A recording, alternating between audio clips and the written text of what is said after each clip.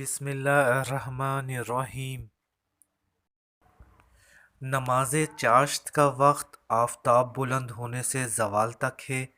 اندازاً اس نماز کا وقت 9 اور 11 بجے کے درمیان سمجھنا چاہیے۔ اس کی بھی 2 یا 4 رکعتیں ہیں۔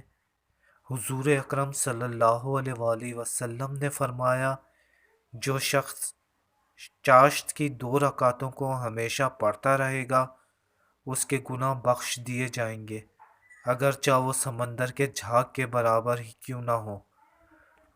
سید المرسلین صلی اللہ علیہ وآلہ وسلم نے فرمایا، چاشت کی نماز رزق کو کشادہ کرتی ہے اور فقر و فاقہ کی مصیبت کو دور کرتی ہے۔ ایک دوسری روایت میں ہے کہ جنت میں ایک دروازہ ہے جسے باب الدوحہ کہتے ہیں۔ قیامت کے دن ایک پکارنے والا پکارے گا، کہاں ہیں وہ لوگ جو چاشت کی نماز پابندی سے پڑھتے تھے؟ آؤ اور اس دروازے سے داخل ہو جاؤ، اللہ کی تم پر رحمت ہو۔